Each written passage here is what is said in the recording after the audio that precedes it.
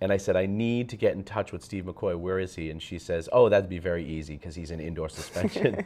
So I was like, oh, great. Student Stephen McCoy was spending a lot of time in the Waltham High School in-house suspension until television teacher Chris Hazel was sent a DVD of a film that the struggling senior had made. A student by the name of Ed McDonald put a DVD on my desk and he says, you need to look at this, you need to watch this. You know, Steve McCoy, he made this movie over the summer. Well, you know, you see a lot of stuff that kids do, and it was something stupid. So I was like, all right, whatever, I'll look at it later. And it sat, there it sat. As I was cleaning my desk, stopping and watching this more and more, and then literally just pausing, and then all of a sudden to the point where I just couldn't stop watching it. I just sat there and finished watching the whole movie. First one, 5150.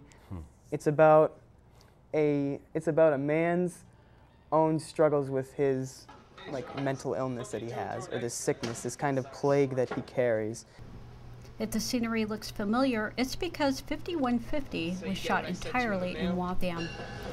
The film's theme is dark, but Mr. Hazel saw a lot of potential.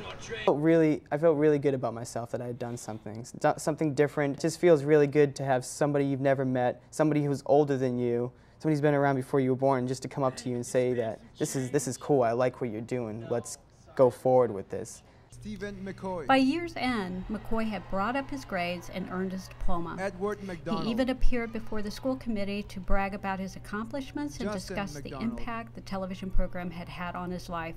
So I said to Greg, I said, geez, you know, it'd be kind of neat to bring Steve McCoy down to the school committee meeting that night too. And Greg immediately said, oh, absolutely, what a great story, what a great story. Down to the school committee meeting that night too. And Greg immediately said, oh, absolutely, what a great story, what a great story. But eventually I went up there, and he said everything. Yeah, he was perfect. He told the whole story. And Fair, as I would say, for most broadcasting classes that you see through many. The person I finally reached was Janice Kroll, who was the secretary for the House. Film, movies, making movies. Whether if I get paid for it, whether if I die trying, I don't care. McCoy now plans on attending college and has been awarded an internship here at WCAC. Thanks to support from one special teacher, he has found his true calling. Yeah, I'm looking